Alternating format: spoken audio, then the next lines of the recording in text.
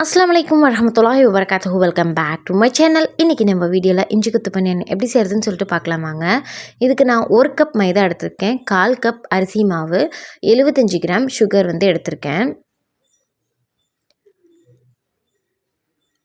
இப்போ நம்ம சுகரை ஃபஸ்ட்டு பவுட்ரு பண்ணி எடுத்துக்கலாம். 1 கப் மைதா மாவுனா 250 கிராம் நான் எடுத்திருக்கேன். இந்த சுகர் கூட 4 கார்டமம் போட்டு நல்லா பவுட்ரு பண்ணி ஃபைனாக நான் எடுத்து வந்திருக்கேன். அது கூடவே இப்போ நம்ம முட்டை ஆட் பண்ணிக்கலாம். எக்கை ஆட் பண்ணி நல்லா பிளெண்ட் பண்ணி எடுத்துகிட்டு வந்துருங்க.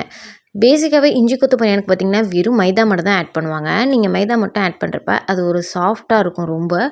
ஆஸ் வெல் அஸ் பார்த்திங்கன்னா அது ரொம்ப மதமதப்பு தன்மை உங்களுக்கு கொடுக்கும். ஸோ தட் நான் இது கூட அரிசி மாவு ஆட் பண்ணியிருக்கேன். நீங்கள் அரிசி மாவு ஆட் பண்ணி பண்ணுறப்ப நல்லா கிறிஸ்பியாகவும் இருக்கும், அதேமாரி அந்த மதமதப்பு தன்மையும் இருக்காது. நீங்கள் ட்ரை பண்ணி பாருங்கள்.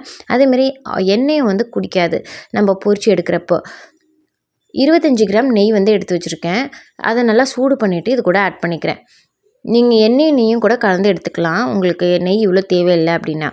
இது கூட நான் ஒரு சிட்டிகை உப்பு ஆட் பண்ணிக்கிறேன். ஆட் பண்ணி நல்லா மிக்ஸ் கொடுத்துக்கலாம். நான் ஸ்பூனால் மிக்ஸ் பண்ணிக்கிறேன், பிகாஸ் நெய் நல்லா சூடாக இருக்கும். ஸோ தேட்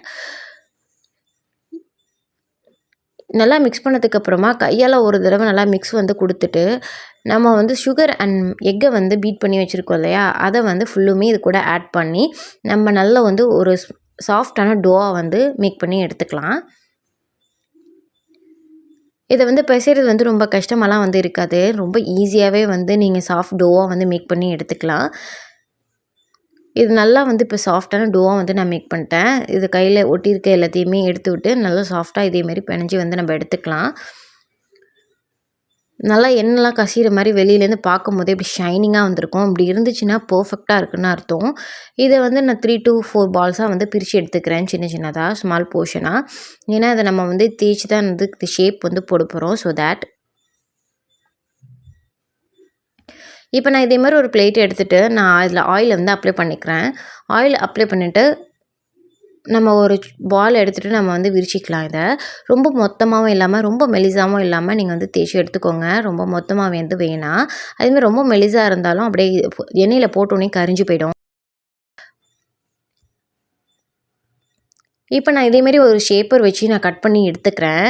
நான் ஷேப்பர் வச்சு கட் பண்ணி எடுக்கும் போது நல்லா அழகான ஷேப்பில் இருக்கும். அப்படிங்கிறதுனால இஞ்சி கொத்து பனியான் பார்த்திங்கன்னா நிறைய ஸ்டைலில் பண்ணுவாங்க.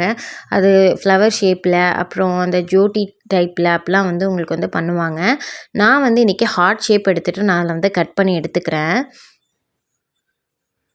நான் இதேமாரி கட் பண்ணியிருக்கேன். இதேமாரி கட் பண்ணிவிட்டு பேலன்ஸ் இருக்கிற மாவையும் பேலன்ஸாக எக்ஸஸாக இருக்கு இல்லையா, அதையுமே நம்ம ரவுண்ட் பண்ணிவிட்டு அதில் ஷேப் நம்ம பண்ணிக்கலாம். எதுவுமே எந்த மாவுமே வேஸ்ட் ஆகாது. இதேமாதிரி இருக்கிற எல்லா மாவையுமே நான் பண்ணி எடுத்துக்கிட்டேன்.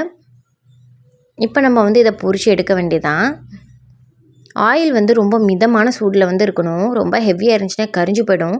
ரொம்ப லைட்டான சூடில் வச்சுட்டு நம்ம கொஞ்சம் மிதமான சூடு வந்ததுக்கப்புறமா நீங்கள் போட்டு நீங்கள் எடுத்துட வேண்டியதான். இது ஒரு 2 to 3 செகண்ட்ஸ்லேயே நல்லா ஈஸியாகவே வெந்துடும். இது லைட்டான கோல்டன் ப்ரௌன் வந்ததுக்கப்புறமாவே நீங்கள் எடுத்துருங்க. அதான் பர்ஃபெக்டான கலராக இருக்கும். ரொம்ப கறியை விட்டுறாதீங்க. இந்த அளவுக்கு எடுத்திங்கன்னா பர்ஃபெக்டாக இருக்கும். இதுக்கு மேலே போட்டிங்கன்னா கரிஞ்சு போயிடும். நம்மளோட சூப்பரான இஞ்சி கொத்து பனியான் இப்போ ரெடி ஆகிடுச்சு. இதே போலவே எல்லாத்தையுமே நான் பொரித்து எடுத்துக்கிறேன். பேசிக்காக இந்த மாதிரி ஷேப்ஸில் தான் இஞ்சி கொத்து பனியான் இருக்கும். நான் இன்றைக்கி வீடியோக்காக ஹார்ட் ஷேப் போட்டிருக்கேன். உங்களுக்கு எந்த ஷேப் பிடிக்குமோ அந்த ஷேப்பில் போட்டுக்கோங்க. இப்போ நம்ம எல்லாத்தையுமே பொரித்து எடுத்தாச்சு. நான் இப்போ அரேஞ்ச் பண்ணிடுறேன். அரேஞ்ச் பண்ணிவிட்டு இதை சர்வ் பண்ணிட வேண்டியதான். இந்த ரெசிபியை கண்டிப்பாக ட்ரை பண்ணிவிட்டு என்னோடய இன்ஸ்டாகிராம் பேஜுக்கு மறக்காமல் ஃபோட்டோஸ் சென்ட் பண்ணி வைங்க. இந்த வீடியோ உங்களுக்கு பிடிச்சிருந்துச்சின்னா லைக் பண்ணுங்கள், ஷேர் பண்ணுங்கள், மறக்காமல் சப்ஸ்கிரைப் பண்ணிவிடுங்க. மீண்டும் ஒரு புதிய வீடியோவோட உங்களை சீக்கிரமே சந்திக்கிறேன். தேங்க்ஸ் ஃபார் வாட்சிங்.